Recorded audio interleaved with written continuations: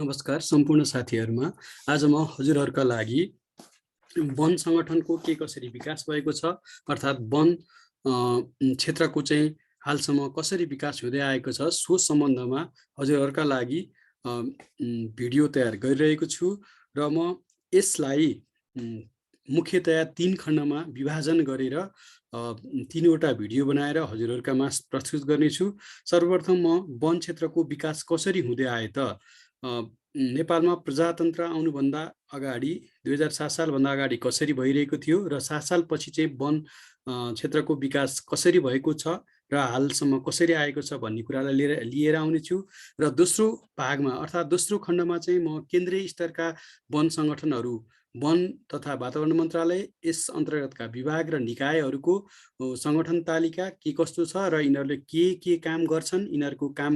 अधिकार क्षेत्र कुन कुन हो भन्ने कुराहरूलाई लिएर आउनेछु। र तेस्रो खण्डमा चाहिँ म विशेषतः प्रदेश स्तरका वन संगठनहरू, डिभिजन वन कार्यालयहरू र भू संरक्षण कार्यालयहरू जुन प्रदेशका छन् ती प्रदेशका कार्यालयहरूलाई लिएर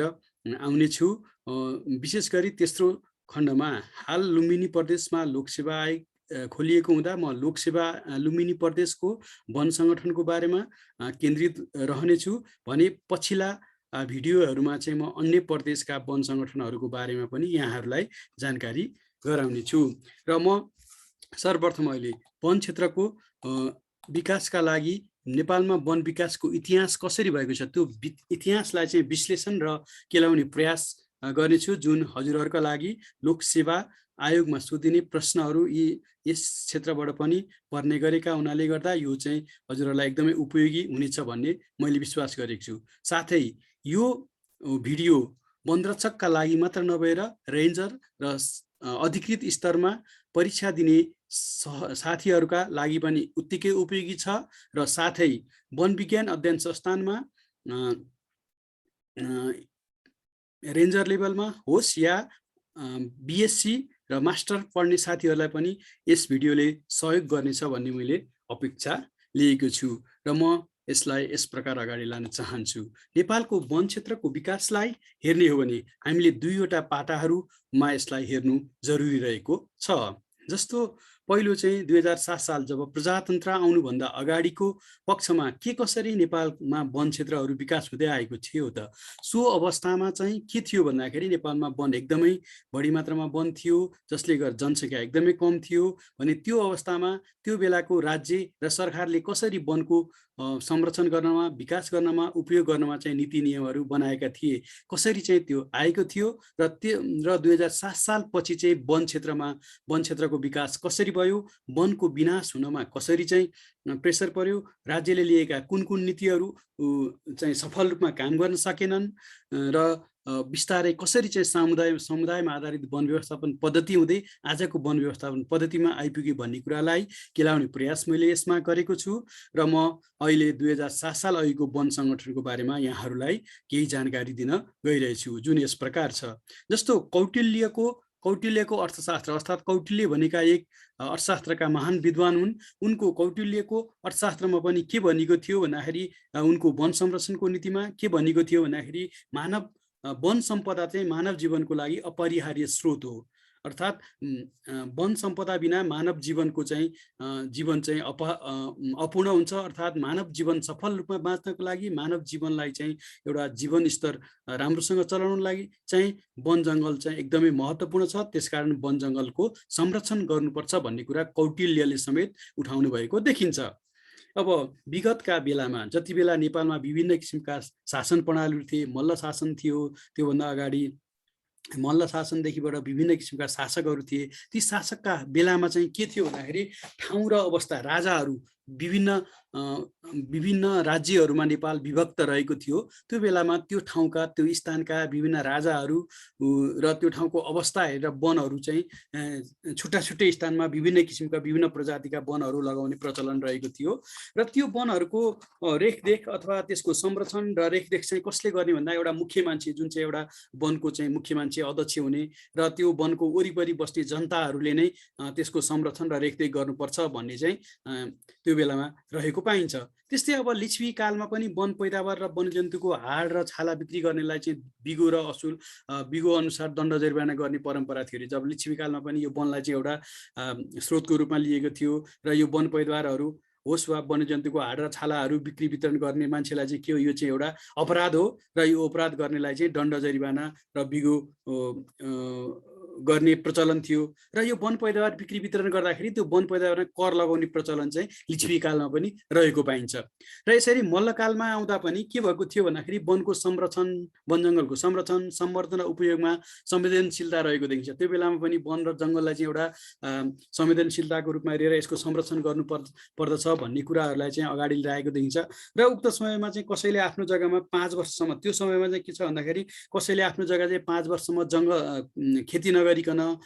त्यो जग्गा चाहिँ खाली राखेको खण्डमा त्यस्तो जग्गालाई चाहिँ वनमा परिणत हुनेछ भनेर राज्यले चाहिँ एउटा नीति लिएको थियो। र हाल अहिले पनि राज्यले चाहिँ यस्तो किसिमको नीति लिनु जरुरी छ जस्तो मलाई लाग्छ। जस्तो चाहिँ हाम्रो मध्य पहाडी क्षेत्रका थुप्रै वन के भन्छ खेतीयोग्य जमिनहरू, खेती किसान जमिनहरू चाहिँ बाँझो रहेका छन्। हाल के भएको छ भन्दाखेरि मानिसहरू काम गर्न सक्ने युवा पुस्ताहरू चाहिँ वैदेशिक रोजगारमा गएको अवस्था छ। देशमा रोजगार नभएको कारणले गर्दा भने ती थुप्रै मध्य पहाडका जग्गाहरू चाहिँ खाली र बाँझो भएर अहिले चाहिँ कस्तो छ भन्दा एक प्रकारको वन जङ्गल र त्यहाँ पाउने प्रजातिहरू बिस्तारै विकास हुँदै आइरहेको अवस्था छ। यसलाई सरकारले निजीकरण होइन कि जनताहरूले नै यसलाई चाहिँ वनको रूपमा चाहिँ प्रयोग गर्नुपर्ने आजको अपरिहार्यता भयो जस्तो लाग्दछ। यसरी मल्लकालमा समेत के व्यवस्था थियो भन्दाखेरि 5 वर्षसम्म कसैले खेती किसान नगरेको खण्डमा त्यो जग्गालाई चाहिँ वनमा परिणत गर्ने व्यवस्था गरेर एउटा वन संरक्षणको चाहिँ विशेष चासो लिएको देखिन्छ। अब त्यस्तै सो समयमा चाहिँ यो वन जङ्गलमा चाहिँ कस्तो हात हतियारहरू लिएर चाहिँ प्रश्न प्रतिबन्ध थियो के। हात हतियार भनेको आराहरू, बन्चरोहरू, खुकुरीहरू, यस्ता किसिमका हतियारहरू जसले चाहिँ वनमा चाहिँ बोडी बिरुवाहरू काट्ने काम गर्छन्, त्यस्ता हतियार लिएर पस्न पनि प्रतिबन्ध लगाइएको थियो। र यदि कसैले त्यसरी त्यो हतियारहरू लिएर चाहिँ जङ्गलमा प्रवेश गरेको छ भने त्यो व्यक्तिले रुख नकाटे तापनि उसलाई चाहिँ रुख काटेको ठहर्ने र यसरी रुख काटेको ठहर्ने उसमा चाहिँ उसलाई कारबाही हुने चाहिँ प्रचलन चाहिँ त्यो बेलामा रहेको थियो। र त्यस बेलाका तत्कालीन मल्ल राजाहरूले काठमाडौँको यो सहरहरूमा जुन वृक्षारोपण पनि गरेको देखिन्छ। र काठमाडौँ बाहिरका अलिकति काठमाडौँ उपत्यकाको नजिकमा रहेका गाउँहरूमा हामीले के देखिन्छ भन्दाखेरि अलि ठुल्ठुला रूपमा यो देवदारहरूको रुखहरू पनि वृक्षारोपण गरेको देखिन्छ। सायद यो चाहिँ त्यही बेलादेखि नै आएको पनि हुनसक्छ। र यसरी काठमाडौँ उपत्यकाका विभिन्न ठाउँमा चाहिँ यसरी मल्ल राजाहरूले चाहिँ वृक्षारोपण गरेर एउटा वन र वन संरक्षणलाई चाहिँ वन संरक्षणमा चाहिँ विकास गरेको र आफ्नो रुचि रहेको देखाएको देखिन्छ। अब यस्तै हेर्दै आउँदा विषम 2042मा चाहिँ यो कान्तिपुरका राजा, कान्तिपुर भन्ने एउटा राज्य पनि थियो यहाँ काठमाडौँ उपत्यकामा, त्यहाँका राजा शिव सिंह मल्ल र उनकी रानीले बुढा नीलकण्ठमा ठुलो वन लगाएका थिए भने उनीहरूले चाहिँ एउटा ठुलो वन बुढा नीलकण्ठ क्षेत्रमा चाहिँ ठुलो वन लगाएर त्यो वनलाई चाहिँ रानी वनको रूपमा चाहिँ नामाकरण गरेर रानी वन भनेर राखिएको थियो। यसरी चाहिँ वन जङ्गल बनाउने र बचाउने र वन जङ्गल चाहिँ संरक्षण गर्ने प्रावधान चाहिँ त्यो बेलामा पनि चलिआएको देखिन्छ। 16औं शताब्दी 1642 को ताका पनि। र सो बेलामा चाहिँ के थियो अरे भन्दाखेरि यसरी सरकारका राजाहरू, राजा रजौटाहरू, राजाका सन्तानहरू चाहिँ शिकार खेल्नको लागि चाहिँ यो कीर्तिपुरमा रहेको जङ्गलहरूमा जाने चलन थियो अरे। यसरी त्यो सो जङ्गलमा उहाँहरू जाँदाखेरि त्यो जङ्गलमा चाहिँ शिकार खेल्न गएको बेलामा कसैले रुखहरू काटेको भेटिएमा अथवा कसैले चाहिँ हतियार सहित त्यो जङ्गलमा प्रवेश गरेको भएमा उनीहरूलाई चाहिँ के गर्ने, दण्ड जरिवाना गर्ने प्रचलन चाहिँ रहेको थियो। यसरी चाहिँ रुख बिरुवाहरू काट्न नपाइने, यसको संरक्षण गर्नुपर्ने, यसरी काटेको खण्डमा चाहिँ उक्त व्यक्तिलाई चाहिँ दण्ड जरिवाना गर्ने प्रचलन रहेको। र यसरी दण्ड जरिवाना गर्ने, यो वन पदार्थहरू चोरी गर्ने, चोरी सिकारी गर्ने यस्ता व्यक्तिहरूको चाहिँ जसले चाहिँ सुराकी दिन्छ अथवा यसको चाहिँ जानकारी गर्नु छ त्यस्ता व्यक्तिहरूलाई चाहिँ दण्ड जरिवानाबाट आएको 1/4 पुरस्कार दिने व्यवस्था चाहिँ सोही अवस्थामा पनि थियो। जसरी अहिले हाम्रो राष्ट्रिय निकुञ्ज तथा वन्यजन्तु संरक्षण ऐनले पनि के भनेको छ भन्दाखेरि विभिन्न पुरस्कारको व्यवस्था गरेको छ त्यस्तो चोरी सिकारी गर्ने, आखेट पारहरू राखेको व्यक्तिको जानकारी दिनलाई। त्यस्तै सोही अवस्था त्यो 16औं शताब्दीदेखिबाट नै नेपालमा चाहिँ यसरी यो दण्ड जरिवाना को सुराकी दिनेहरूलाई चाहिँ प्रचलन पनि रहेको देखिन्छ। अब यसपछिबाट अब जब शाह वंशको सुरुवात भयो, शाह वंशको सुरुवात भइसकेपछि पनि शाह वंशका सुरुवाती राजा राम शाहले चाहिँ यो गोर्खामा पनि गोर्खाका राजाले यसरी चाहिँ वनको संरक्षणमा चाहिँ वनपालेहरू राखेर वन संरक्षण गर्नुपर्छ भन्ने कुरालाई निरन्तरता दिएर वन संरक्षणमा चाहिँ विशेष चासो देखाएको देखिन्छ। त्यसै अब पृथ्वीनारायण शाहले नेपाललाई एकीकरण गरे, उनले नेपाल एकीकरण गरिसकेपछि जब काठमाडौँमा राजधानी राखिसकेपछि उनले चाहिँ के गरे भन्दाखेरि जब काठमाडौँलाई उनले जितिसकेपछि चाहिँ काठमाडौँ वरिपरिका डाँडा काँडाहरूमा भएको वन जङ्गललाई संरक्षण गर्नुपर्छ। यो संरक्षण गर्नको लागि चाहिँ संरक्षणमा काम गर्ने व्यक्तिहरू चाहिन्छ भनेर वनपालेहरू नियुक्त गरेका थिए अरे उनले चाहिँ डाँडा काँडाको जङ्गलहरू संरक्षण गर्नको लागि। र विशेष गरी पृथ्वीनारायण शाहले चाहिँ के गर्नुभएको थियो भने यी डाँडा काँडाहरूमा चाहिँ बेत र बाँसका रुख बिरुवाहरूलाई, बेत र बाँसलाई चाहिँ बढी संरक्षण गर्नको लागि चाहिँ लगाउनु भएको थियो अरे। किन भन्दा त्यो बेलामा चाहिँ विभिन्न टुक्रिएर रहेका राज्यहरूसित चाहिँ लडाइँ गर्नुपर्ने, त्यो लडाइँ गर्नको लागि चाहिने हतियारको रूपमा प्रयोग गर्नको लागि चाहिँ यो बेत बाँसहरू चाहिँ प्रयोग भएकोले गर्दा सो अवस्थामा चाहिँ यसरी यो बेत बाँसहरूलाई संरक्षण गर्नुपर्छ भनेर चाहिँ उहाँले जोड दिनुभएको देखिन्छ। अब त्यसै सोभन्दा अगाडि जाँदाखेरि फेरि के छ भन्दाखेरि सो अवस्थामै के गरेको थियो अरे भन्दा जस्तो मठ मन्दिरहरूको वरिपरि रुखहरू राख्नुपर्ने, रोप्नुपर्ने, जस्तै रुखहरूमा पनि काफलको रुख चाहिँ विशेष रूपमा चाहिँ संरक्षण गर्ने, त्यसलाई काट्न नपाइने होइन, बाटोघाटो यसको अगाडि चाहिँ यस्ता किसिमका रुखहरू रोप्नुपर्ने, त्यसलाई चाहिँ काट्न नपाइने व्यवस्था गरेर विशेष वन संरक्षणमा चाहिँ र वातावरणप्रति चाहिँ चासो देखाएको देखिन्छ। र वन जङ्गल हानि नोक्सानी गरेर चाहिँ कडा सजायको व्यवस्था गरिएको थियो त्यो बेलामा होइन। एकदमै अलिकति वन सजायलाई चाहिँ एउटा चाहिँ कडा सजायको रूपमा लिएर कडा रूपमा चाहिँ सजाय गर्ने व्यवस्था गरिएको थियो। जब शाह वंशले राज्य गर्दा गर्दै शाह वंशहरूलाई चाहिँ एउटा शाह वंशलाई चाहिँ छायामा पारेर राजाको रूपमा एउटा मूर्तिको रूपमा राखेर जब राणाहरूले चाहिँ देशको बागडोर आफ्नो हातमा सम्हाले, त्यसपछि पनि के भएको छ भने राणाहरूले पनि विशेष रूपमा चाहिँ वन संरक्षणमा चासो देखाएको चाहिँ देखिन्छ अरे है। चासो देखाएको देखिन्छ। र जब यो 1903मा विषम 2019-03मा चाहिँ के भयो भने गोर्खाको दरौदीको जङ्गलमा आगो लागि भयो अरे। आगो लगायो भनेर त्यो जङ्गलको विनाश गरिएर त्यो ठाउँमा चाहिँ के गरियो अरे भन्दाखेरि आबादीमा परिणत गरियो ठुलो ठाउँलाई। यसरी आबादीमा परिणत गरेपछि केही समय पश्चात चाहिँ वर्षाको समयमा चाहिँ ठुलो पानी पर्यो। ठुलो पानी परेपछि सो क्षेत्रमा चाहिँ अलिकति बाढी पहिरो जाने जस्ता समस्याहरूले गर्दाखेरि त्यहाँ ठुलो विनाश भयो अरे। यसरी विनाश भइसकेपछि तत्कालीन राणा सरकारले चाहिँ के कुराको दियो अरे भन्दाखेरि उसले एउटा जारी स्थानीयको नाममा चाहिँ एउटा आदेश वन संरक्षण गर्नुपर्छ भनेर आदेश जारी गर्यो होइन। यसरी जारी गरेर विभिन्न त्यो ठाउँमा भएका मठ मन्दिर, बाटो, धारा होइन, पानी मुहान नजिक रहेका रुखहरू काट्नलाई प्रतिबन्ध लगायो र वनको चाहिँ संरक्षण गर्नुपर्छ। र त्यो संरक्षण गर्ने जिम्मा चाहिँ यो कसलाई दिएको थियो अरे भन्दाखेरि सुब्बा, त्यो त्यहाँ रहेको सुब्बा र स्थानीयको नाममा चाहिँ एउटा वन संरक्षणको जारी गरेर त्यो सुब्बा र स्थानीयहरू चाहिँ वनको संरक्षण गर्नुपर्छ भनेर त्यो बेलामा चाहिँ यसरी राणा सरकारले चाहिँ सूचना जारी गरेको देखिन्छ। र जब जङ्गबहादुर राणाले चाहिँ जब बेलायत फ्रान्स लगायतको राज्यहरूको भ्रमण गरेर आइसकेपछि त्यहाँ भएको युरोपमा भएको एउटा स्वतन्त्रता र युरोपमा देखिएको कानुनको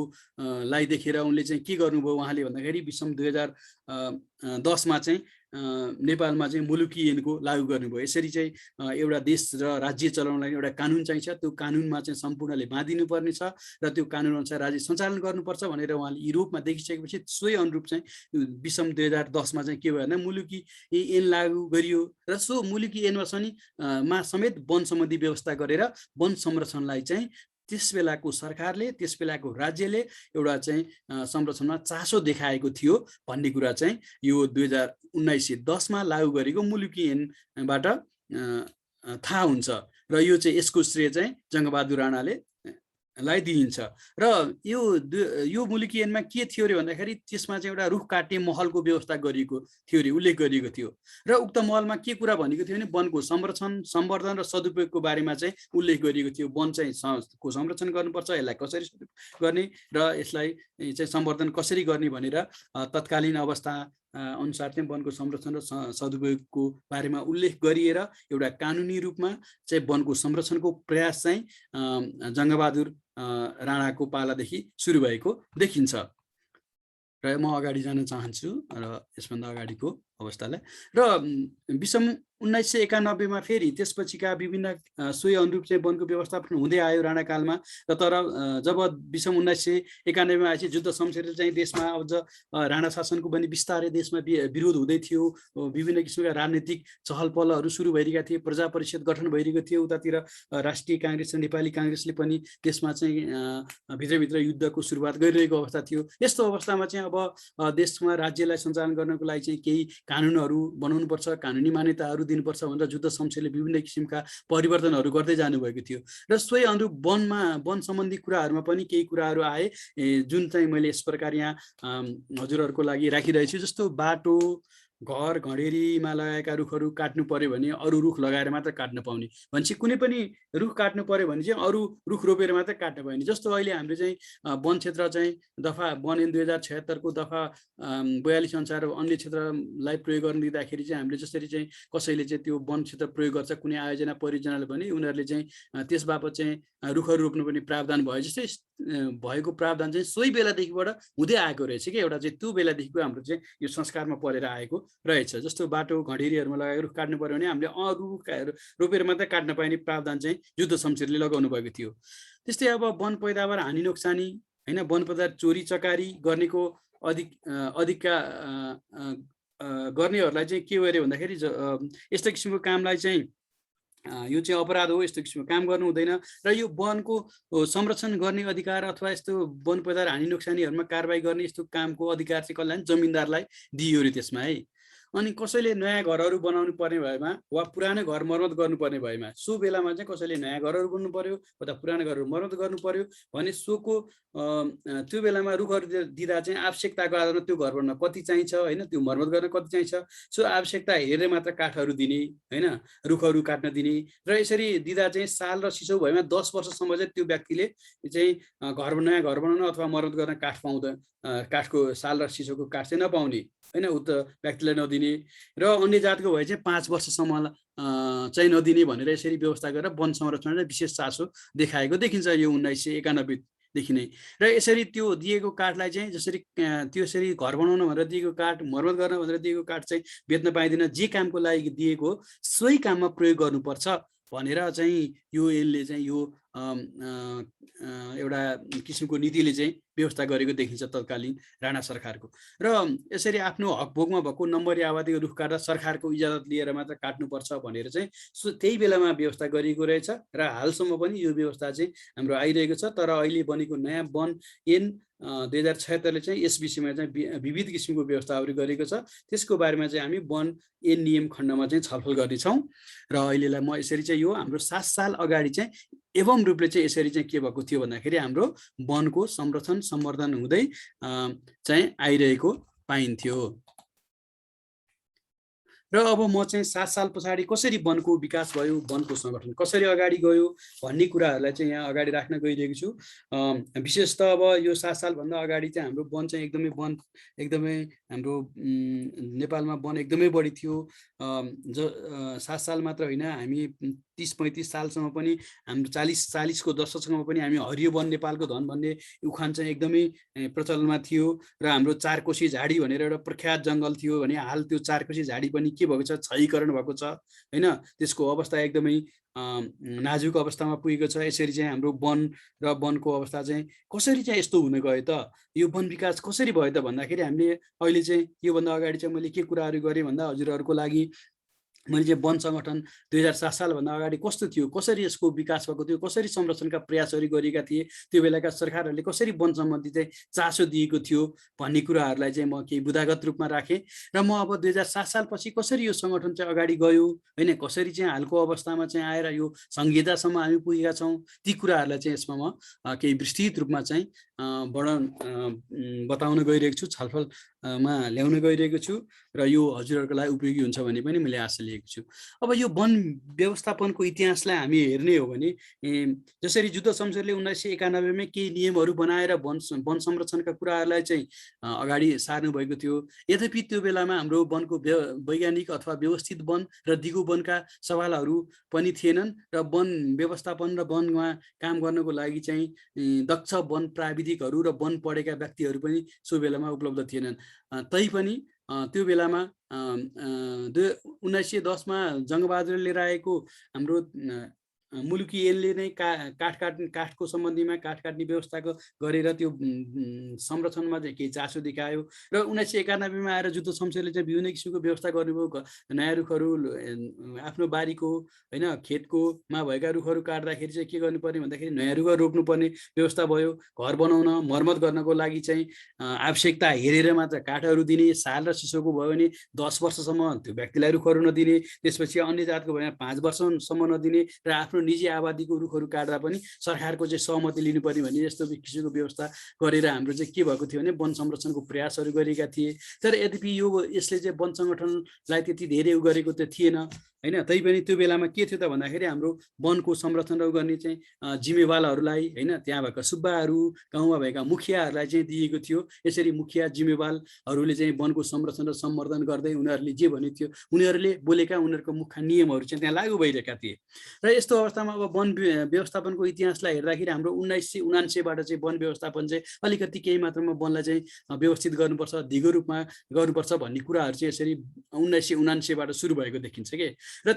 त्यो बेलामा चाहिँ सर्वप्रथम हाम्रो के थियो भने काष्ठमहल अड्डाको स्थापना भएको थियो र पहिलो यो हाम्रो वन व्यवस्थापनको लागि स्थापित भएको संस्था पनि यो काष्ठमहल अड्डा हो। हजुरहरूलाई परीक्षामा कहिलेकाहीँ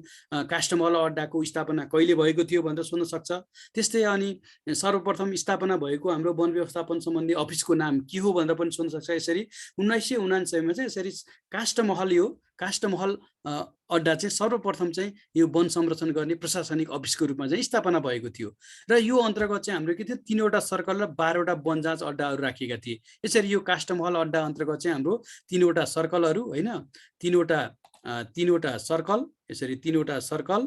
र 12वटा चाहिँ वन जाँच अफिसहरू चाहिँ राखेर पहिलो रूपमा चाहिँ हाम्रो वन संरक्षण गर्नको लागि प्रयास गरियो। यो चाहिँ हाम्रो एकदमै सबैभन्दा ठुलो र सबैभन्दा पहिलो हुन त यो हामीले 7 साल पछिको वन सङ्गठनको संरचना भनेर यसलाई राखिए तापनि यो चाहिँ 7 सालभन्दा अगाडि नै सुरुवात भएको कुरा हो। र यसरी चाहिँ के भएको थियो भन्दाखेरि काष्ठमहल अड्डाको स्थापना भएर यसरी चाहिँ हाम्रो वन संरक्षणको प्रयास चाहिँ तत्कालीन राणा सरकारले नै गरेको देखिन्छ है। जब नेपालमा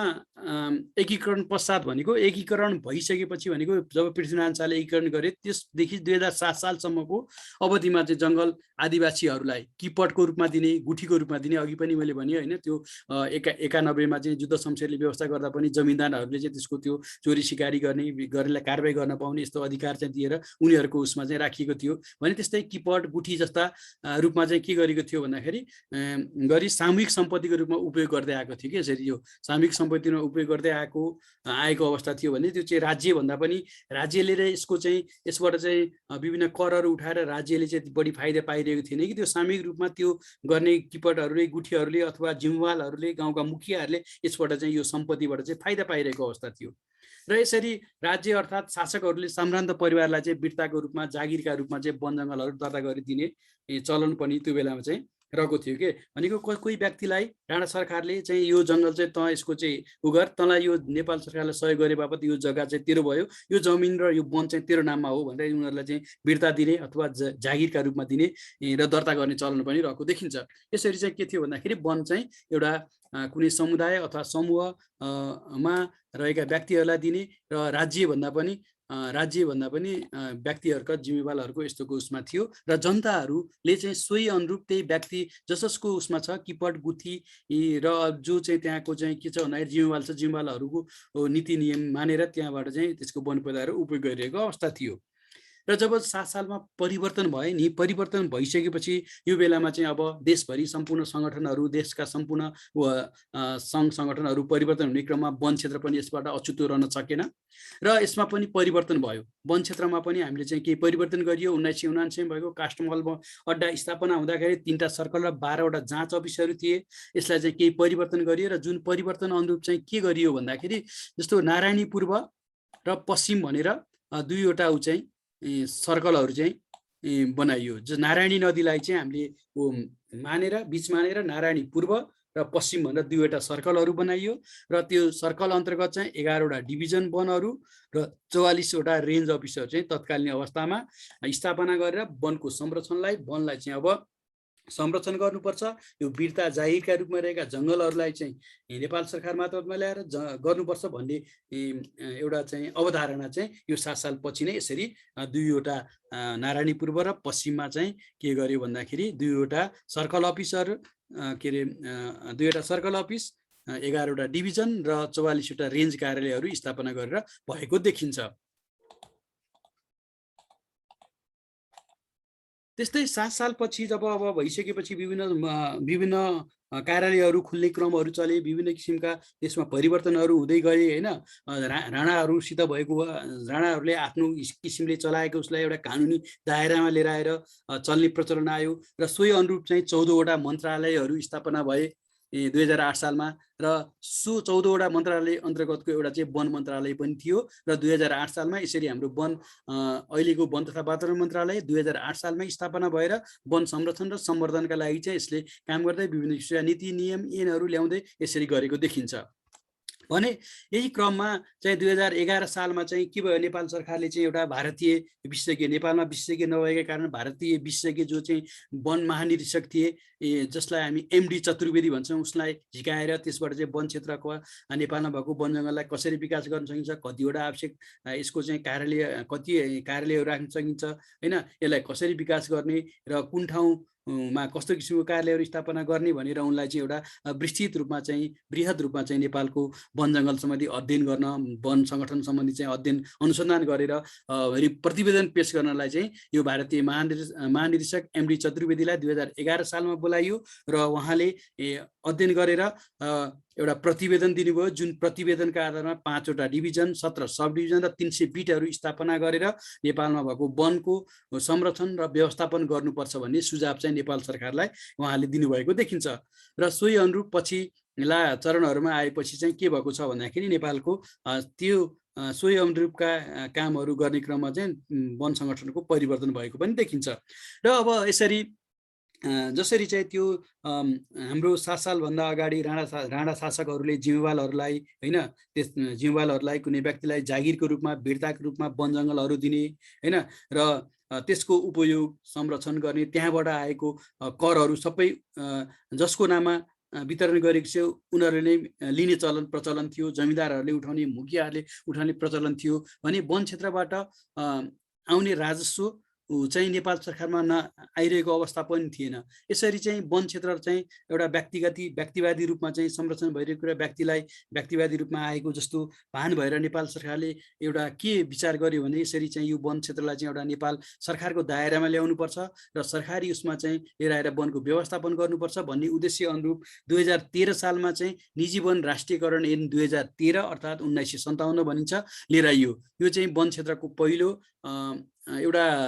छुट्टै किसिमको भए पनि वन क्षेत्रको पहिलो ऐन भन्दा हामी वन संरक्षण विकास र वनमा भएका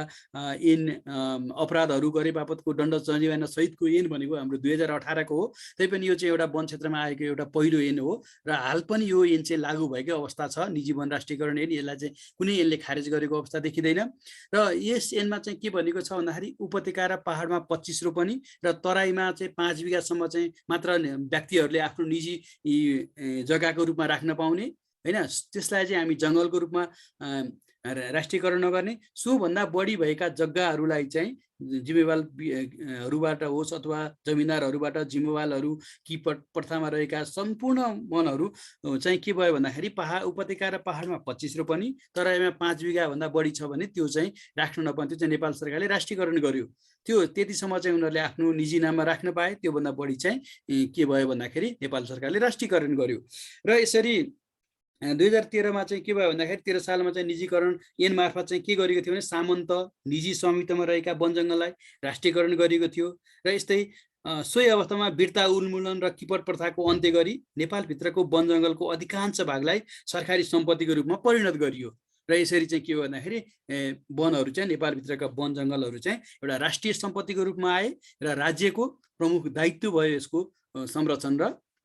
विकास गर्ने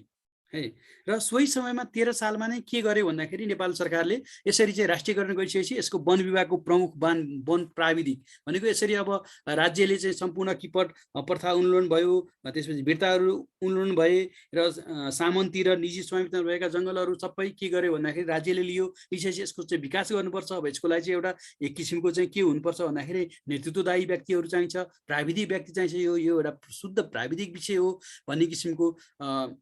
सोचेर के गर्यो भने 13 सालमै नेपाल सरकारले चाहिँ वन विभागको प्रमुख वन प्राविधिक, त्यसलाई चाहिँ त्यो बेलामा चिफ कन्जर्भेटर भनिन्थ्यो हैन। यो 2045 सालमा गएर महानिर्देशकमा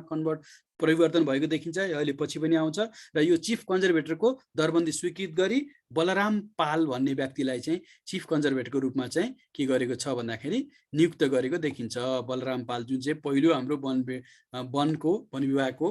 चिफ कन्जर्भेटर हुनुहुन्छ र उहाँलाई नियुक्त गरेको देखिन्छ। र यसरी अब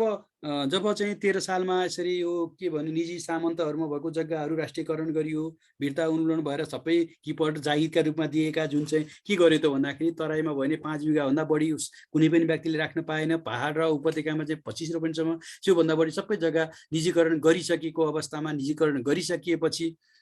के भयो त भन्दा यसरी वन जङ्गलमा चाहिँ जनताहरूले चाहिँ के कुरा सोध्न थाले भन्दाखेरि यसरी जनताहरूको चाहिँ एउटा अपनत्वको भावना हराउँदै गयो। यो जङ्गल भनेको चाहिँ नेपाल सरकारको हो, यसको विकास सरकारले गर्नुपर्छ र हामी यसमा कुनै पनि यसको भागीदार होइनौँ र यसले हामीलाई चाहिँ कुनै सहयोग गर्दैन भन्ने किसिमको अलिकति नकारात्मक धारणा जस्तो विकास हुन गयो। र जनताहरूले वन जङ्गल संरक्षण भन्दा पनि अलिकति विनाश गर्ने अथवा वन जङ्गलको चोरी, वन पैदाहरूको चोरी गर्ने, शिकारीहरू हुने जस्तो किसिमको प्रविधि बढ्दै गएर वन जङ्गल चाहिँ अलिकति विनाश दर चाहिँ बढ्न थाल्यो। यस्तो किसिमको भइसकेपछि नेपाल सरकारले अब यसरी त हुँदैन, यसलाई चाहिँ नियन्त्रण गर्नको लागि केही कुराहरू कानुनहरू बनाउनु पर्यो। अहिलेसम्म हाम्रो कुनै कानुन छैन जुन त्यो निजीकरण ऐन बाहेक त्यसमा कुनै किसिमको त्यस्तो किसिमको अन्य किसिमको व्यवस्था थिएन कारबाही गर्ने र के कुराहरू भनेको अपराध भन्ने। सो भइसकेपछि वन संरक्षणका लागि भनेर 2018मा चाहिँ पहिलो वन ऐन जारी गरी वन स्रोत चाहिँ वन विभागको नियन्त्रणमा ल्याइयो के। अझ यसलाई चाहिँ के गरियो भन्दाखेरि अझ परिचित गरेर अझ के गर्यो, नियन्त्रण गर्ने प्रयास गर्यो। यो वन ऐन 2018ले अझै पनि नियन्त्रण गर्ने प्रयास गर्यो र वन विभाग अन्तर्गत सबै वनहरूलाई राष्ट्रियकरण गरेको वनहरूलाई लिएर आयो र जसका कारण जनतामा वनप्रति अपनत्व कम भई वन विनाश बढेको देखिन्छ भन्छ। अझ पनि यो गरिसकेपछि यो कारणले चाहिँ अझ यो के भयो भन्दाखेरि जनतामा चाहिँ नकारात्मकता वृद्धि भयो, अझ सरकारले नै लियो, यो त सरकारी वन भयो भन्ने कुराहरू आयो। यता कता आजभोलि पनि हामी समुदायमा आधारित सामुदायिक वनहरू नेपाल सरकारले फिर्ता लिन थाल्यो रे भनेर हल्ला गर्ने प्रचलन छ नि, तर हामीले नभए तापनि। तर अब यस्तो यो बेलामा त के भयो भन्दाखेरि सबै स्रोत चाहिँ वन विभाग अन्तर्गत राखियो र यसरी चाहिँ वन ऐन लिएर आएर त्यसमा चाहिँ वन ऐनमा चाहिँ के गरियो भन्दाखेरि अपराधहरूको बारेमा केलाई अपराध भनिन्छ भन्ने कुराहरू त्यसले बोल्यो र कस्तो किसिमको अपराध गर्नेलाई कस्तो किसिमको कारबाही गर्ने भन्ने कुराहरू आएर के भयो भने नियन्त्रण, सरकारी नियन्त्रण गर्ने प्रयास चाहिँ गरियो। यसरी जनताबाट अझै हाम्रो वन क्षेत्रलाई चाहिँ के गरियो भन्दाखेरि छुट्याउँदै सरकारी नियन्त्रणमा ल्याउने प्रयास चाहिँ यसबाट भएको देखिन्छ। र अब यसरी यो विकास क्रम हुँदै जाँदाखेरि अब के भयो त भन्दाखेरि 2019 सालमा अमेरिकी सहयोग, यो अमेरिकी सहयोग थुप्रै निकायहरूमा चाहिँ त्यो बेलामा जब नयाँ सरकार बनिसकेपछि 17 सालको मुभमेन्टपछि जब नेपालमा चाहिँ एउटा पञ्चायती व्यवस्थाको सुरुवात भइसकेपछि चाहिँ के भएको छ भन्दाखेरि देश विकास गर्ने क्रममा विभिन्न किसिमका सङ्घ संस्थाहरू आउन थाले र सोही अनुरूप अमेरिकी संस्थाले पनि नेपालमा काम गरिरहेको र सोही बेलादेखि फरेस्ट रिसोर्स कार्यालयको चाहिँ स्थापना भयो के 2019 सालमै फरेस्ट रिसोर्स कार्यालयको स्थापना भएर चाहिँ वन जङ्गलको मापन कार्यहरू गर्नको लागि सहयोग गर्ने र यो वन क्षेत्रलाई विकास गर्नलाई चाहिँ सहयोग गर्ने यो अमेरिकी नियुक्ति यसरी आएको देखिन्छ। अब यसरी जब 2018मा एउटा वन ऐन लिएर आएर राज्यको नियन्त्रणमा चाहिँ वन जङ्गललाई राखियो, जनताबाट अलिकति टाढा राख्ने प्रयास गरियो। यो गरिसकेपछि जनताहरूमा नकारात्मकता अथवा अपनत्व कम हुँदै जाँदाखेरि के भयो त भन्दाखेरि वन संरक्षणमा अझ जटिलताहरू आए र सरकारले वन जङ्गल संरक्षणमा अझ जटिलता अनुभव गर्यो। वन जङ्गल चाहिँ दिन प्रतिदिन के हुँदै गयो भन्दाखेरि अलिकति विनाश बढ्ने क्रम बढ्दै गयो, जसले गर्दाखेरि वन संरक्षण गर्नको लागि चाहिँ अलि केही गर्नुपर्छ, अब अझै यसलाई चाहिँ कडा बनाउनुपर्छ, संरक्षणलाई चाहिँ अझ बढाउनुपर्छ भन्ने अवधारणा अनुरूप चाहिँ 2024 सालमा सरकारले फेरि अर्को एउटा 2018को वन ऐनमा संशोधन गर्दै के लिएर आयो भने 24 सालमा वन संरक्षण विशेष व्यवस्था ऐन 2024 भनेर अर्को एउटा ऐन लिएर आयो र यो ऐनमा के गर्यो भन्दाखेरि कसैले वन अपराध गरिरहेकोमा वन काटिरहेको छ भने यस्तो अवस्थामा चाहिँ नेपाल सरकारका कर्मचारीले घुँडाभन्दा मुनि लाग्ने गरी गोली चलाउने अधिकार पनि यो ऐनहरूले दिएको थियो। यसरी र यो वन संरक्षण विशेष ऐन लागू भइसके पश्चात फेरि के भने 14वटा सर्कलहरू र 75वटा जिल्ला वन कार्यालयहरू स्थापना भयो अरे। 14वटा चाहिँ विभिन्न सर्कलहरू भए, जसलाई चाहिँ के भयो त भन्दाखेरि वनलाई चाहिँ अझ हाम्रो चुनौतीहरू थपिएपछि जिल्ला स्तर अथवा फिल्ड स्तरमा तल्लो स्तरमा पनि कार्यालयहरू हुनु पर्यो, जसले चाहिँ के भने वन विनाशलाई चाहिँ रोक्न सकोस् र यसलाई चाहिँ कम गर्न सकोस् भन्ने मान्यताका साथ यो ऐन आइसकेपछि वन संरक्षण विशेष ऐन आइसकेपछि 14वटा सर्कल र 75 जिल्ला वन कार्यालयहरू स्थापना भए र जस अनुरूप चाहिँ वनको संरक्षण र विकास गर्ने प्रयास चाहिँ भइरहेको देखिन्छ। र सोही अनुरूप अब हुँदै जाँदाखेरि 2026 सालमा फेरि के भयो भन्दाखेरि सर्कल र डिभिजन र रेन्ज गाभिएर क्रमशः सो बेलामा चाहिँ के भयो भने प्रधान वन कार्यालय र वन कार्यालयहरू स्थापना भयो अरे। यो 2024 सालमा बन्दै आएका सर्कलहरू र डिभिजनहरू र पछि डिभिजन र रेन्जहरू, कुनै चाहिँ सर्कल र डिभिजन गाभिए, कुनै चाहिँ डिभिजन र रेन्जहरू गाभिए। यसरी चाहिँ के भने प्रधान वन कार्यालय र वन कार्यालयहरू स्थापना भए र सोही समयमा चाहिँ अब के भयो भने यसरी चाहिँ तराईमा अब तराई तथा भित्री मधेसमा चाहिँ अझ के भयो भन्दाखेरि बिस्तारै पहाडबाट मान्छेहरू झर्ने क्रम चाहिँ क्रमशः वृद्धि भइरहेको थियो। तैपनि यो औलोको कारणले गर्दाखेरि त्यति धेरै मानिसहरूको तल सर्ने क्रम चाहिँ बढिरहेको थिएन। तैपनि के थियो भन्दाखेरि तराई र भित्री मधेसमा अझ हाम्रो कस्तो छ भन्दाखेरि खुल्ला सिमानाका कारणले गर्दाखेरि तराईमा भएको बहुमूल्य प्रजाति भनौँ एउटा चाहिँ अलिकति महँगो रूपमा पनि बिक्री हुने, पैसाका हिसाबले आर्थिक रूपमा हेर्दा पनि साल, सिसौ हैन, यी खयर जस्ता प्रजातिहरू चाहिँ खुल्ला सिमानाका कारणले चाहिँ अलिकति भारततिर चाहिँ अवैध रूपमा चाहिँ के भने चोरी निकासी हुने क्रम पनि बढ्यो। यस्तो क्रम बढिरहेको हुँदा नेपाल सरकारले यसलाई चाहिँ अब वन जङ्गल यो चारकोसे झाडीमा भएको वन्यजन्तुहरू संरक्षणका लगायत वन जङ्गल संरक्षण गर्ने हेतुले चाहिँ के गर्यो भन्दाखेरि वन विनाश चोरी नियन्त्रण गर्नलाई सशस्त्र फरेस्ट गार्डको व्यवस्था गर्यो अरे 2026 सालमा नै। र हालसम्म ती सशस्त्र वनरक्षकहरू चाहिँ के छ भन्दाखेरि रहिरहेको अवस्था छ र हाल चाहिँ सशस्त्र वनरक्षकहरू चाहिँ हाम्रो केन्द्रीय सङ्गठन अन्तर्गत रहेको छ। हजुरहरूलाई यो प्रश्न पनि आउन सक्छ, सशस्त्र वनरक्षक चाहिँ कुन निकाय अन्तर्गत पर्दछ, प्रदेश अन्तर्गत पर्दछ कि हैन, वन तथा भू संरक्षण विभाग अन्तर्गत पर्दछ कि हैन, को अन्तर्गत पर्दछ भन्ने किसिमको यसरी सोध्न सक्छ। त्यो चाहिँ वन तथा भू संरक्षण विभाग अन्तर्गत सिधै सङ्घीय वन संरचनामा नै राखिएको छ अहिले यो सशस्त्र फरेस्ट गार्ड।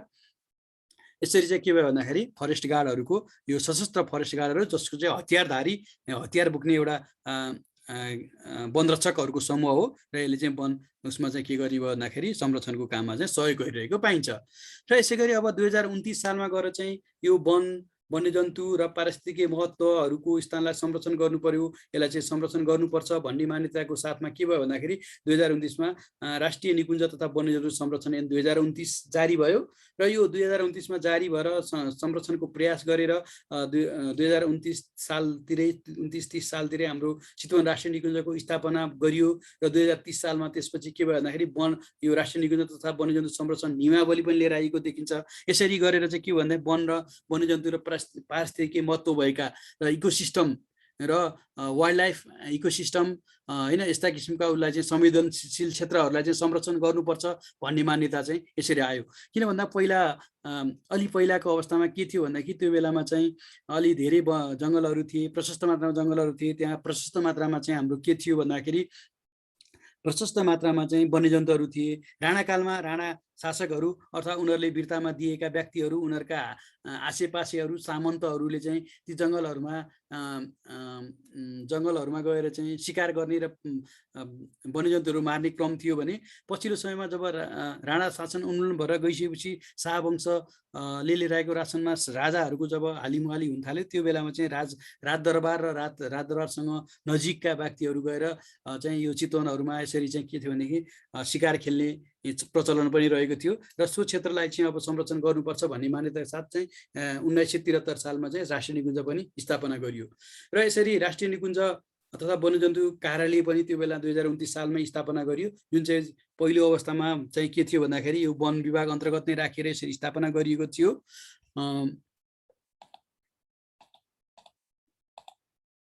र यसरी चाहिँ यो के भयो भन्दाखेरि वन सङ्गठनलाई गर्नलाई सशस्त्र वन रक्षक आयो। सशस्त्र वन रक्षक आएपछि अब चाहिँ एउटा छुट्टै किसिमको पारिस्थितिक प्रणाली र वन्यजन्तुहरूको पनि संरक्षण गर्नुपर्छ भन्दै राष्ट्रिय निकुञ्ज तथा वन्यजन्तु संरक्षण ऐन आयो र त्यो राष्ट्रिय निकुञ्ज तथा वन्यजन्तु संरक्षण कार्यालय स्थापना भयो। र यसरी यो कार्यालयहरू स्थापना भए तापनि यो भइरहेको भए तापनि के हुन्थ्यो त भन्दाखेरि त्यो कार्यालयहरूमा काम गर्नको लागि प्राविधिक जनशक्तिहरू चाहिन्थ्यो। त्यो प्राविधिक जनशक्तिहरू तयार गर्नको लागि चाहिँ धेरै जसो कति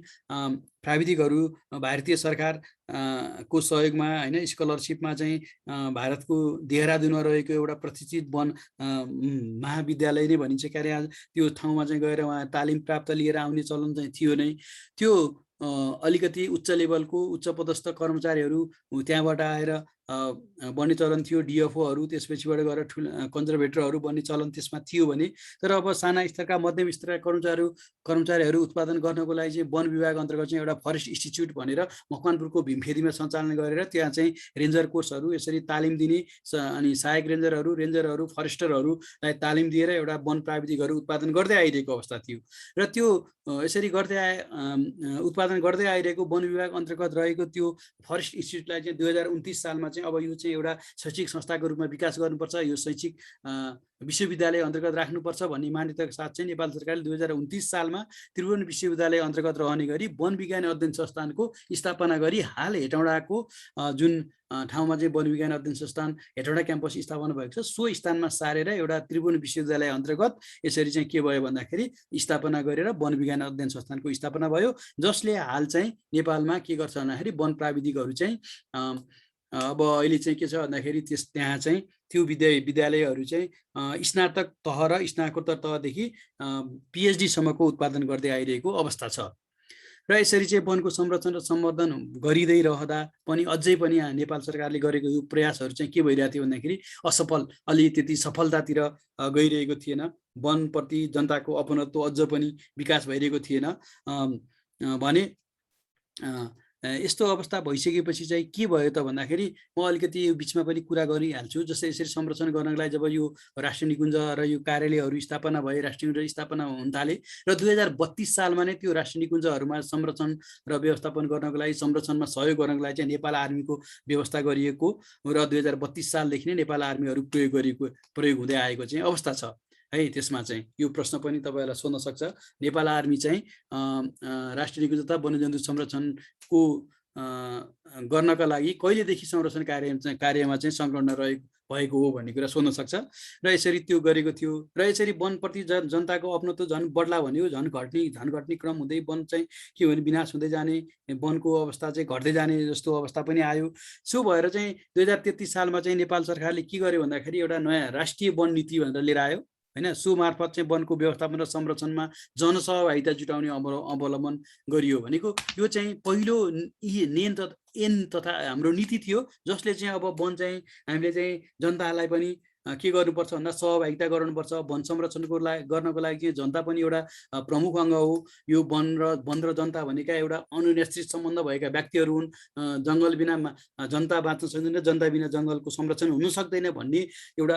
अपरिहार्यतालाई मनन गर्दै नेपाल सरकारले चाहिँ 33 सालमा चाहिँ राष्ट्रिय वन नीति लिएर आयो। सो वन नीतिमा जनसहभागिताको कुराहरू चाहिँ गरेको देखिन्छ र यो वन नीति आइसकेपछि सो अनुरूप चाहिँ हाम्रो फेरि वनको सङ्गठनमा पनि एउटा परिवर्तन भयो, जस अनुरूप चाहिँ 7वटा सर्कल र 40वटा डिभिजनहरू व्यवस्था गरिएको थियो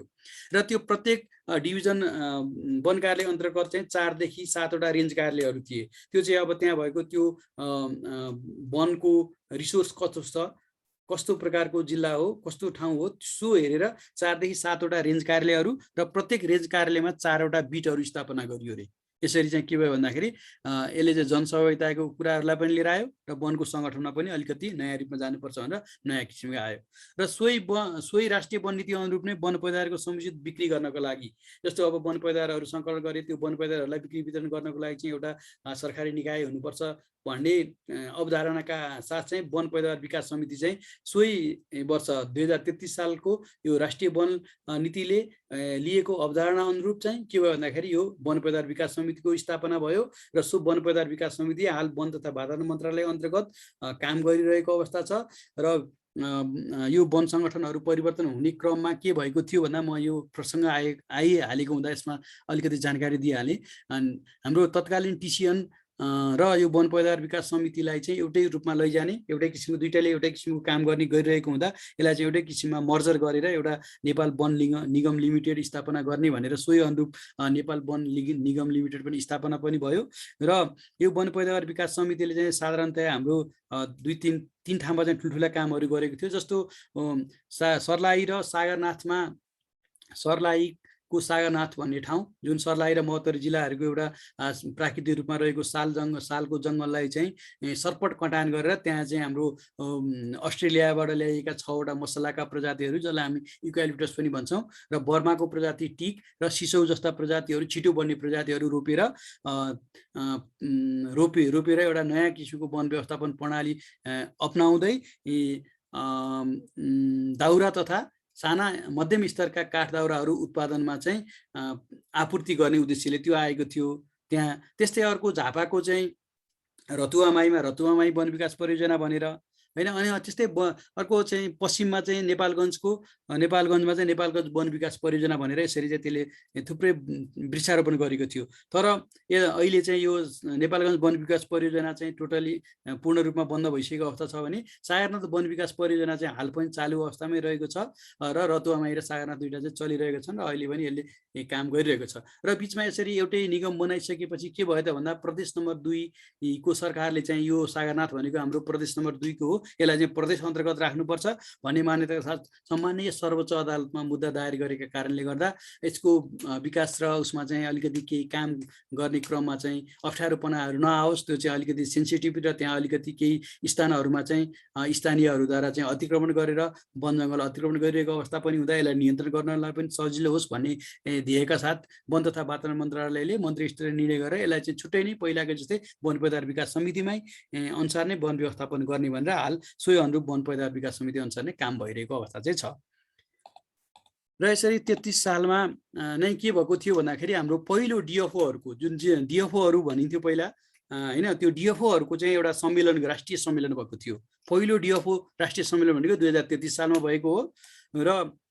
त्यसपछि छिटपुट रूपमा 2-4 मात्र डिएफओ सम्मेलन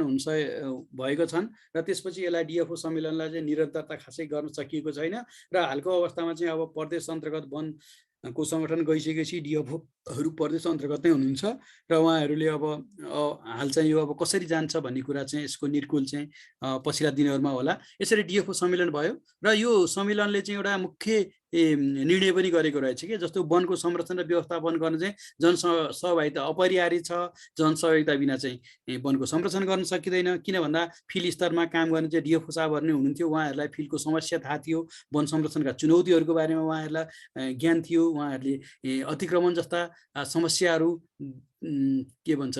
भोग्नु परिरहेको थियो र संरक्षणको चुनौतीहरूको कारणले गर्दा उहाँहरूले चाहिँ के भन्नुभयो भन्दाखेरि त्यो सम्मेलनले वन संरक्षण र व्यवस्थापन गर्नलाई जनसहभागिता अपरिहार्य छ भन्ने एउटा निष्कर्ष र निर्णय गरेको थियो। सोही अनुरूपमा 33 सालमा चाहिँ अनि आएको वन नीतिले पनि जनसहभागितालाई चाहिँ एउटा के गरेको छ भन्दाखेरि जनसहभागितालाई चाहिँ वन विकासमा जनसहभागिताको अवधारणा अगाडि सारेको देखिन्छ। र यसरी 2031 सालको श्रावण 1 गते चाहिँ एउटा वन तथा के अरे भू तथा जलाधार संरक्षण विभाग भन्ने स्थापना भएको थियो, जुन विभागलाई चाहिँ 2037 सालमा चाहिँ नाम परिवर्तन गरी फेरि भू तथा जलाधार संरक्षण विभाग भनेर स्थापना गरियो। र हाल यो विभाग चाहिँ के भयो भन्दाखेरि 2075 सालमा संहिता लागू भए पश्चात नेपालको संविधान 2072 आइसके पश्चात देश संहितामा गएपछि यो वन तथा यो 2031 सालमा स्थापना श्रावण 1 गते स्थापना भएको भू तथा जलाधार संरक्षण विभाग, 37 सालमा भू तथा जलाधार संरक्षण विभागको रूपमा स्थापना भएको यो विभाग चाहिँ वन विभागमा मर्जर भएर वन विभागसित जोडिएर हाल चाहिँ वन तथा भू संरक्षण विभागको नामले परिचित भएको छ। र 61 वटा भन्दा बढी स्थानमा चाहिँ आफ्नो कार्यालय सञ्चालन गर्दै, जिल्ला स्थित कार्यालय सञ्चालन गर्दै जनताहरूलाई चाहिँ एउटा संरक्षणमा के भन्छ भूक्षय लगायतको संरक्षण गरी वन विकासमा प्रत्यक्ष रूपमा जनतासित रहेर काम गर्दै आएको कार्यालयहरू चाहिँ मर्जर भएर अहिले चाहिँ एकदम खुम्चिएर एकदमै सानो अवस्थामा रहेको छ। र यो चाहिँ र आजको तत्काल आवश्यकता चाहिँ यो विभागलाई चाहिँ एउटा पुनर्स्थापना गरेर नयाँ किसिमले जानुपर्ने चाहिँ विभिन्न फिल्ड स्तरबाट चाहिँ माग भइरहेको देखिन्छ। र यसरी 37 सालमा यो विभाग स्थापना भयो हैन। योभन्दा अगाडि नै 2035 सालमा नै एउटा के भएको थियो, नेपाल सरकारले एक किसिमको यो 2033 को जब नीति आयो, नीति आइसकेपछि जनसहभागिता चाहिँ अपरिहार्य हो भन्ने एउटा किसिमको अवधारणा ल्याइसके पश्चात 2035 सालमा चाहिँ नेपाल सरकारले के गर्यो त भन्दाखेरि यो पञ्चायती वन र पञ्चायत संरक्षित नियमावली 2035 लागू गर्यो। हो, यो बेला 2035 भनेको लगभग 1978 तिर हुन्छ हाम्रो हैन। यो बेलाबाट चाहिँ हाम्रो के भयो भन्दाखेरि समुदायमा आधारित वन व्यवस्थापन पद्धतिको कन्सेप्ट यहाँबाट नै सुरु भएको देखिन्छ। यो पञ्चायती वन र पञ्चायत संरक्षित नियमावली 2035 लिएर आएर यहाँबाट चाहिँ हाम्रो समुदायमा आधारित वन व्यवस्थापन पद्धतिको सुरुवात भएको देखिन्छ। र यो पञ्चायती वन भन्नाले के भनेर यसले चाहिँ व्याख्या गरेको थियो भन्दाखेरि समुदायका मानिसहरूको सहयोगमा वृक्षारोपण गरिएको वनलाई पञ्चायती वन भनिएको थियो। भनेको कुनै पनि समुदायका मानिसहरूले सहयोग गरेर वृक्षारोपण गरे, किन भन्दा वन विनाश भएर विभिन्न ठाउँमा चाहिँ नाङ्गा डाँडाहरू बनिरहेको अवस्था थियो। त्यसकारण समुदायका मानिसहरू एउटा समुदाय मिलेर त्यो सहयोग गरेर वृक्षारोपण गरेको वनलाई चाहिँ पञ्चायती वन भनिएको थियो भने समुदायको संरक्षण प्रयासबाट सुधार गर्न दिएका त्यो समुदायले चाहिँ संरक्षणको प्रयास गरेर सुधार गर्न दिएको वा दिन सकिने हैसियत बिग्रिएको प्राकृतिक वनहरूलाई चाहिँ पञ्चायत संरक्षित वन भनिएको थियो। र यसरी यो वनहरू आइसकेपछि यसरी यो पञ्चायत वन र पञ्चायत संरक्षित वनहरू आइसकेपछि अलिकति जनताहरूको चाहिँ वृक्षारोपणमा वन संरक्षणमा चाहिँ सहभागिता हुन थाल्यो। तैपनि यसको संरक्षण, यसको चाहिँ नियन्त्रण चाहिँ यो पञ्चायतद्वारा निर्वाचित पञ्चायतका वडामा निर्वाचित राजनीतिक पदाधिकारीहरूको चाहिँ अलिकति यसमा चाहिँ के थियो भने वर्चस्व र उनीहरूको चाहिँ नियन्त्रण रहेको अवस्था थियो। र यो नियमावलीबाटै के गरेको थियो भन्दाखेरि यो नियमावलीले एउटा यस्तो किसिमको व्यवस्थापन गरेको थियो कि यसबाट चाहिँ हुने आम्दानी वन जङ्गलको संरक्षणबाट वन जङ्गलबाट हुने आम्दानी चाहिँ समुदाय र सरकार बीचमा चाहिँ बाँडफाँड गर्ने प्रावधान पनि यो पञ्चायती वन र पञ्चायत संरक्षित नियमावलीले हेराएको देखिन्छ। तर यो व्यवस्थामा अलिकति के भयो भन्दाखेरि पारदर्शिता हुन नसक्यो र यो चाहिँ अलिकति यसबाट आउने आम्दानी चाहिँ त्यति मात्रामा धेरै नभएको कारणले पनि हाम्रो पछि आएको पछि चाहिँ हाम्रो 21 वर्ष जुन वन विकास गुरु योजना आयो, सो वन विकास गुरु योजना 2045 मा आउने क्रममा चाहिँ यो राजस्व बाँडफाँड जुन त्यो आम्दानीको बाँडफाँड समुदाय र सरकार बीचमा बाँडफाँड गर्ने आदि रूपमा चाहिँ गरेको थियो। त्यसलाई चाहिँ के गर्यो भन्दाखेरि यसले चाहिँ खारेज गरेको अवस्था पछि चाहिँ देखिन्छ। र यसरी यसले चाहिँ यो पञ्चायती वन र पञ्चायती संरक्षित वन 2045 लिएर आएर यसले चाहिँ के गरेको छ भन्दाखेरि यसले चाहिँ एउटा वन विकासमा चाहिँ जनसहभागिताको प्रयासलाई चाहिँ एउटा इँटा थप्ने काम गरेको छ र अगाडि बढाउने एउटा भर्याङको एउटा खुड्किलोको रूपमा अगाडि सारेको देखिन्छ। र यसबाट चाहिँ जनतालाई के भयो भन्दाखेरि यो जङ्गल भनेको त हाम्रो रहेछ भन्ने अलिकति अपनत्व चाहिँ विकास भएको देखिन्छ है।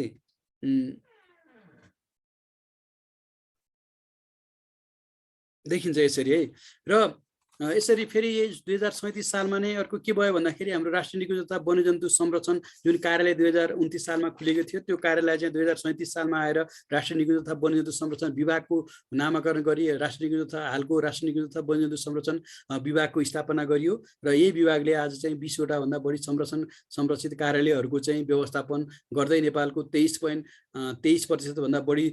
वनको चाहिँ संरक्षण र विकास गर्दै वन्यजन्तु र पारिस्थितिकी प्रणालीको विकास गरिरहेको देखिन्छ। र 2042 सालमा आएर के भयो त भन्दाखेरि 2042 सालमा आएर फेरि 2042 सालमा आइसकेपछि चाहिँ 5वटा क्षेत्रीय वन निर्देशनालयहरू बनिए। पहिला के थियो भन्दाखेरि यो 5वटा क्षेत्रीय वन कार्यालयहरू स्थापना भए र 75 जिल्ला वन कार्यालय र 222वटा चाहिँ हाम्रो के भयो भन्दाखेरि 222वटा इलाका वन कार्यालयहरू चाहिँ स्थापना भयो 2042 सालमा। 5वटा क्षेत्रीय वन निर्देशनालय, 75 जिल्ला वन कार्यालय र 222वटा इलाका वन कार्यालयहरू अलिकति समावेशी रूपमा जानु पर्यो। यसलाई चाहिँ अलिकति सङ्गठनलाई चाहिँ गतिशील बनाउनु पर्यो, चलायमान बनाउनु पर्यो। वन संरक्षण जब 2000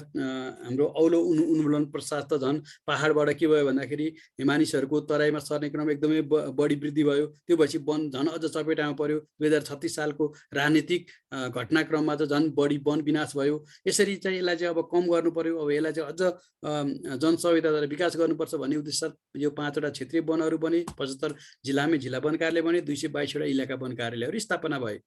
र 2013 सालमा वन विभागको जुन चिफ कन्जर्भेटर भन्ने पद राखिएको थियो, प्राविधिक पद, त्यो पदलाई चाहिँ 2045 सालमा आएर महानिर्देशकको पदमा चाहिँ यसरी के गरियो भन्दाखेरि परिवर्तन गरेर हाल वन तथा भूसंरक्षण विभागमा महानिर्देशक रहने व्यवस्था चाहिँ 2045 सालबाट गरियो।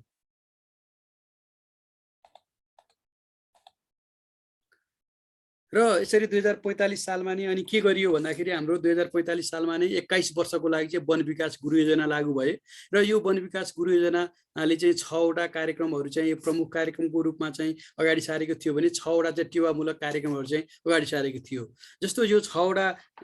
मुख्य कामहरू, प्रमुख कार्यहरू जुन कामले गर्दा वनको चाहिँ समग्र विकास हुनेछ र वन विकासमा चाहिँ संरक्षण र व्यवस्थापनमा महत्त्वपूर्ण योगदान हुनेछ भन्ने कार्यक्रमहरू चाहिँ के थियो भन्दा सामुदायिक तथा निजी वन कार्यक्रम थियो, जुन एउटा पहिलो प्राथमिकतामा परेको कार्यक्रम थियो। जस अनुरूप नै हाम्रो चाहिँ के भयो भनेदेखि सामुदायिक वनको अवधारणाहरू आएर सामुदायिक वन बनाउने कार्यक्रमहरू पनि यसले लिएर आयो। र अर्को राष्ट्रिय तथा कौलिदी वन, अनि अर्को काठमा आधारित उद्योग, त्यसपछि अर्को 4 नम्बरमा जडीबुटी तथा सुगन्धित वनस्पति तथा अन्य गैरकाठ वन पदार्थहरूको विकास, 5 नम्बरमा चाहिँ पारिस्थितिकीय प्रणाली तथा आनुवंशिक स्रोतको संरक्षण र 6 नम्बरमा भू संरक्षण तथा जलाधार कार्यक्रम भनेर यसरी 6वटा मुख्य रूपमा कार्यक्रमहरू थियो। र यो 6वटा कार्यक्रमहरूलाई सपोर्ट गर्नको लागि चाहिँ टेवा दिने कार्यक्रमहरू, अध्ययन अनुसन्धान, अनि त्यसपछि साङ्गठनिक सुधारका कार्यक्रमहरू चाहिँ टेवामूलक कार्यक्रममा राखिएको थियो। र यसरी यो वन विकास गुरु योजनाको विस्तृत रूपमा समुदायमा आधारित वन व्यवस्थापन पद्धतिको यसले चाहिँ विकास गर्यो होइन। यसरी चाहिँ एउटा चाहिँ समुदायलाई दिनुपर्छ, समुदायमा आधारित वन विकास प्रणाली चाहिँ लाई चाहिँ अगाडि बढाए खण्डमा वनको संरक्षण र सम्वर्धनमा चाहिँ हामी सफल हुन सक्छौँ भन्ने किसिमको यसको अवधारणा अनुरूप नै हाम्रो चाहिँ वन सामुदायिक वनको के भयो भन्दाखेरि एउटा अवधारणा आएर सामुदायिक वन गठन गर्ने प्रक्रिया पनि पछि आए। र 2050 सालमा चाहिँ यो 2019मा स्थापना जुन त्यो अमेरिकन सहयोगमा स्थापना भएको फरेस्ट रिसोर्सेस अफिस चाहिँ त्यसले पनि विभिन्न किसिमको आरोह अवरोहहरू चाहिँ पार गर्दै आएको थियो। यसको विषयमा चाहिँ छुट्टै जुन त्यो सङ्घीय वन संरचनाहरू यो केन्द्रीय स्तरको वन सङ्गठनहरूको छलफल गर्ने क्रममा चाहिँ वन अनुसन्धान तथा प्रशिक्षण केन्द्रको विकास क्रममा चाहिँ यसको कुराहरू आउँछ गरौँला। र यो चाहिँ के थियो भन्दा कहिले चाहिँ वनस्पति विभागको एउटा शाखाको रूपमा रहन्थ्यो जुन अध्ययन अनुसन्धान गर्ने शाखा भने वन विभागको एउटा शाखाको रूपमा चाहिँ वनको सर्वेक्षण गर्ने शाखालाई ल्याइन्थ्यो भने यसरी चाहिँ यो कहिले कता जाने क्रम हुँदै 2050 सालमा चाहिँ यो अध्ययन अनुसन्धान र सर्वेक्षणलाई एकै ठाउँमा राखेर वन अनुसन्धान तथा सर्वेक्षण केन्द्रको रूपमा स्थापना गर्दै यो केन्द्रले चाहिँ एउटा चाहिँ कस्तो भन्दाखेरि आफ्नै किसिमले चाहिँ विभिन्न किसिमको अध्ययन अनुसन्धानमा चाहिँ प्रस्तावहरू लिएर आएर गर्न पाउने स्वतन्त्र रूपमा काम गर्न पाउने एउटा संस्थाको रूपमा चाहिँ यसलाई चाहिँ स्थापना गरियो 2050 सालमा। र 2050 सालमा नै यो के भयो भन्दाखेरि नयाँ जब 1947 मा पुनः बहाली भयो प्रजातन्त्रको। त्यसपछि नयाँ संविधान जारी भयो। नयाँ संविधान जारी भइसकेपछि यस्तो संविधानमा रहेर विभिन्न किसिमका ऐन नियमहरू आए र वन ऐन 2049 र वन नियमावली 2051 सोही समयमा आयो र सोही वन ऐन 2049ले चाहिँ हाम्रो सामुदायिक वन लगायत सामुदायिक वन, कबुलियती वन, धार्मिक वनहरूको व्यवस्था गर्दै समुदायमा आधारित वन व्यवस्थापन प्रणालीलाई चाहिँ अगाडि लिएर आएर अहिलेको हाल रहेका सामुदायिक वनहरू सोही वन ऐन 2049 अनुरूप नै के भयो भन्दाखेरि हस्तान्तरण भएको देखिन्छ। र यसरी वन ऐन नयाँ आइसकेपछि सङ्गठनमा पनि एउटा के गर्नु पर्यो, साङ्गठनिक विकास गर्नु पर्यो, सङ्गठनमा पनि एउटा चाहिँ गतिशीलता ल्याउनु पर्यो भन्ने अनुरूप चाहिँ 2050 सालमा फेरि वन तथा भू संरक्षण मन्त्रालय गठन भई वन तथा भू संरक्षण मन्त्रालयमा व्यापक परिवर्तन भएर के भयो भन्दाखेरि 74 वटा जिल्लामा चाहिँ जिल्ला वन कार्यालय राखियो हैन, अनि 92 वटा इलाका वन राखिए र 698 वटा रेन्ज पोस्ट कार्यालयहरू चाहिँ स्थापना भयो यो अवधिमा। यसलाई चाहिँ अलिकति चलायमान गर्नुपर्छ भनेर मुस्ताङ बाहेक अन्य जिल्ला 74 वटा जिल्लाहरूमा जिल्ला वन कार्यालय भए। र हालको अवस्थामा साथीहरू नझुक्किने होला, धेरैजना साथीहरूले यो झुकिएर अहिले पनि कतिवटा जिल्ला वन कार्यालय छ भनेर सोधिराख्नुहुन्छ, कतिवटा इलाका रेन्ज पोस्ट छ भनेर सोधिराख्नुहुन्छ। हाल संहिता लागू भइसकेपछि यी जिल्ला वन कार्यालय, यो 92 वटा इलाका वन कार्यालय र 698 वटा रेन्ज पोस्टहरू खारेज भइसकेका छन्। हाल चाहिँ प्रदेश अन्तर्गत विभिन्न जिल्लामा 84 वटा डिभिजन वन कार्यालयहरू छन् भने त्यो प्रदेशमा आफ्नो प्रदेशको रिसोर्स र व्यवस्थापन गर्ने पद्धति अनुसार चाहिँ त्यसमा सब डिभिजन वन कार्यालयहरू स्थापना भएर वनको चाहिँ व्यवस्थापन भइरहेछ। यसको बारेमा पछि पनि आउँछ र अहिले मैले हजुरहरूलाई जानकारी मात्र दिएँ। र यसरी चाहिँ यो 2050 सालमा स्थापना भएको वन अनुसन्धान सर्वेक्षण केन्द्र जुन चाहिँ एउटा स्वतन्त्र रूपमा चाहिँ काम गर्ने नेपाल सरकारको निकाय हुँदै एउटा चाहिँ गर्ने कार्यालयको रूपमा स्थापना भएको थियो। तर यसलाई चाहिँ अब यसरी हुँदो रहन्छ भने त्यहाँका कर्मचारीहरूले महसुस गरेर किन गर्नुभयो थाहा भएन। उहाँहरूले चाहिँ यसलाई चाहिँ एउटा विभाग बनाउनु पर्छ हैन, विभाग बनाइसकेपछि काम गर्न सकिन्छ भनेर वन तथा भू संरक्षण मन्त्रालयको प्रत्यक्ष अन्डरमा रहने गरी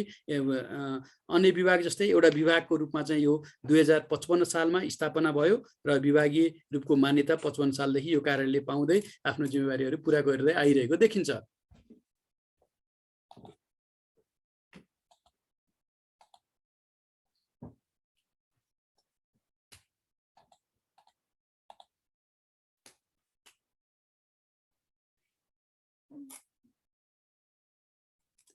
र 2057 सालमा चाहिँ के भयो भन्दाखेरि फेरि वन नीतिमा चाहिँ यो अनुसन्धान विभाग 55 स्थापना भयो र 57 सालमा फेरि नेपाल सरकारले एउटा वन नीति लिएर आयो हैन। त्यो वन नीति मार्फत चाहिँ के भयो भन्दाखेरि तराई तथा ठुला चाक्ला वनहरूको व्यवस्थापनका साथै वनमा आधारित उद्योगका सवालहरूलाई सम्बोधन गर्ने प्रयास गरियो। भनेको जब 2049 सालमा चाहिँ सामुदायिक वन ऐन आइसकेपछि सामुदायिक वनहरू मध्य पहाडमा हाम्रो हैसियत बिग्रेका जङ्गलहरू चाहिँ एकदमै राम्रा हुन थाले, राम्रोसँग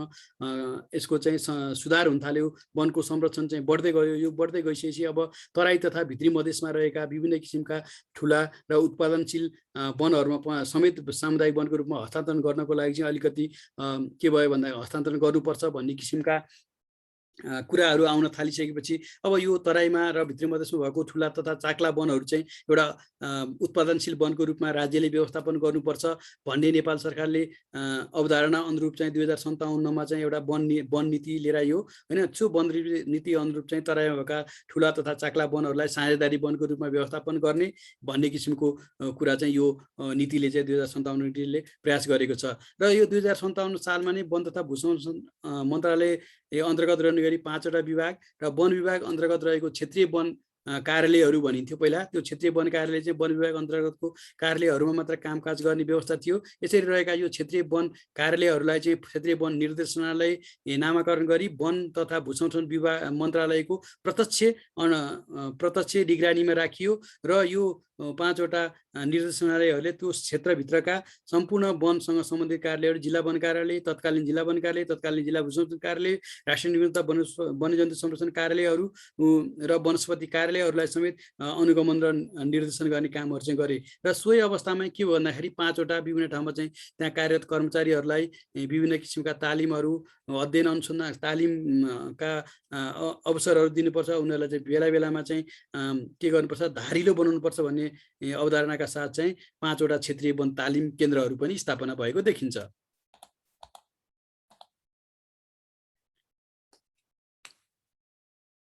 र यसरी यो वन हुँदै आइसकेपछि वनको चाहिँ विकास क्रम र सोही अनुरूप चाहिँ वन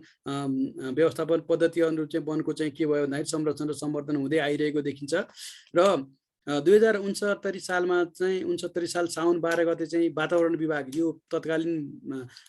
वातावरण मन्त्रालय अन्तर्गत चाहिँ वातावरण विभागको स्थापना भएको देखिन्छ र वातावरण विभागले स्थापना भई वन वातावरणको क्षेत्रमा काम गरेको छ। र यसरी जब 2021 वर्ष जुन हाम्रो वन विकास परियोजना 45 सालमा लागू भएको थियो, त्यो वन विकास परियोजना समाप्ति पश्चात वन 2051 सालमा चाहिँ 71 सालमा चाहिँ के भयो, नयाँ वन नीति लागू गरियो। र यो नयाँ वन नीतिले चाहिँ विभिन्न किसिमका 7वटा चाहिँ नीतिहरू लिएको थियो, जुन चाहिँ के थियो भने दिगो वन व्यवस्थापन। यसले मुख्य रूपमा चाहिँ एउटा दिगो वनको चाहिँ दिगो रूपमा चाहिँ व्यवस्थापन गर्नुपर्छ। दिगो रूपमा व्यवस्थापन गरिएन भने यो संरक्षण मात्र वनको संरक्षण मात्र गरेर पुग्दैन, यसलाई चाहिँ हामीले व्यवस्थापन दिगो रूपमा गर्नुपर्छ भन्ने उद्देश्यका साथ दिगो वन व्यवस्थापन, अनि जलाधार क्षेत्रको एकीकृत व्यवस्थापन, समुदायद्वारा व्यवस्थित वन, हैन, वातावरणीय सेवाबाट प्राप्त लाभको न्यायोचित वितरण, हरित रोजगारीको सिर्जना, जलवायु परिवर्तन र सुशासन जस्ता 7वटा नीतिहरूलाई अगाडि सार्दै वनको समग्र विकास गर्ने नीति चाहिँ यसले लिएको थियो। जब अब 2052 सालमा 72 सालमा चाहिँ नयाँ संविधान लागू भयो, नेपालको संविधान 72 लागू भयो, त्यसपछि देश चाहिँ एउटा संघीयतामा जाने, संघीय 7वटा प्रदेशहरू सहितको संघीय संरचना जाने भइसकेपछि जब 72 सालमा लागू भयो हाम्रो नयाँ संविधान अनुरूप चाहिँ वन सङ्गठन, वन क्षेत्र पनि के भयो त भन्दा वन क्षेत्र र वन सङ्गठन पनि चाहिँ कता गयो त भन्दा प्रदेशतिर गए। प्रदेशले चाहिँ वनका विभिन्न किसिमका वन व्यवस्थापन र काम गर्ने निकाय चाहिँ प्रदेशमा जाने भयो। तत्कालीन रूपमा रहेका जिल्ला वन कार्यालयहरू डिभिजन वन कार्यालयमा परिणत भए र रेन्ज पोस्ट अथवा इलाका वन कार्यालयहरूलाई चाहिँ गाभेर सब डिभिजन कार्यालयहरू बनाइए। यसरी 2075 साल माघ 21 गते चाहिँ नयाँ संविधान जारी भएपछि प्रदेश मन्त्रालय र प्रदेश स्तरीय सङ्गठनको यसरी चाहिँ गठन भएको देखिन्छ। र सो गठन भएर के भयो त भन्दाखेरि 7वटा प्रदेश भए, 7वटा हाम्रो चाहिँ के भयो भन्दाखेरि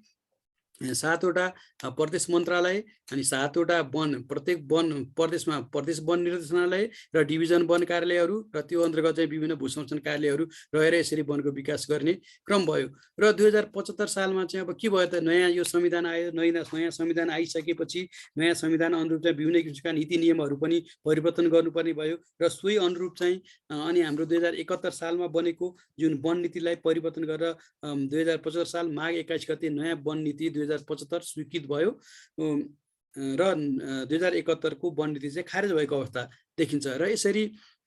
जारी भएको यो वन नीति 2075 मा चाहिँ मुख्यतया के छ भन्दाखेरि 8वटा नीति नियमहरू छन् र यो नीति अन्तर्गत चाहिँ के थियो भन्दा एकमा वनको भूस्वामित्व भनेर कुरा गरेको थियो। यो वनको भूस्वामित्व अन्तर्गत चाहिँ 3वटा नीति र 3वटा नीति तथा कार्यनीतिहरू रहेका छन् भने 2 नम्बरमा वन स्रोतको दिगो सहभागितामूलक र उत्तरदायी व्यवस्थापन भन्ने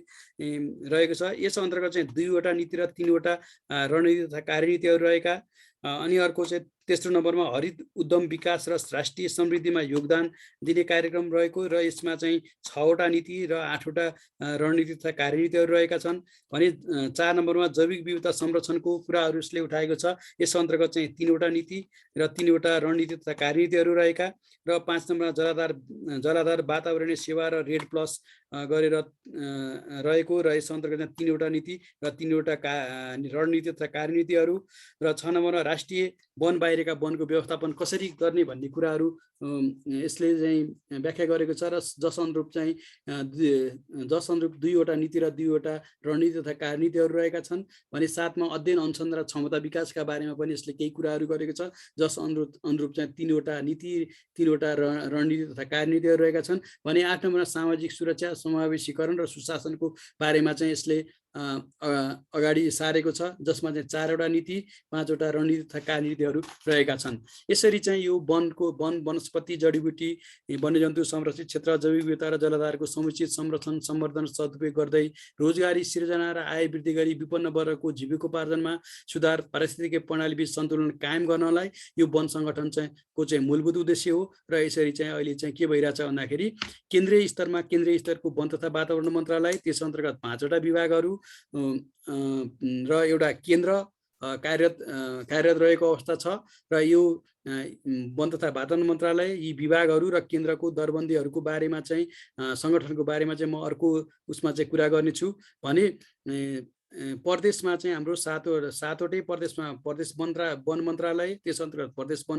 निर्देशनालय, प्रदेश वन अनुसन्धान तथा प्रशिक्षण केन्द्र र डिभिजन वन कार्यालयहरू र भू संरक्षण कार्यालयहरू रहेका छन्। यसका बारेमा पनि अन्य अर्को भिडियोमा मैले कुरा गर्नेछु। अहिले चाहिँ मैले यो नेपालमा वन विकासको क्रम 2007 साल अगाडिको र 7 साल पछाडिको कसरी वन विकास भयो र सङ्गठनहरू कसरी विकास हुँदै हालको यो सम्म आयो भन्ने कुरालाई चाहिँ मैले यहाँ राखेँ र पक्कै पनि यो भिडियोले हजुरहरूलाई चाहिँ एउटा वन सङ्गठनको बारेमा जानकारी दियो भन्ने मलाई लाग्दछ र यसले चाहिँ पक्कै पनि सहयोग हुन्छ भन्ने मैले ठानेको छु। हस्, धन्यवाद। यहाँहरूलाई धेरै धेरै धन्यवाद। नमस्कार।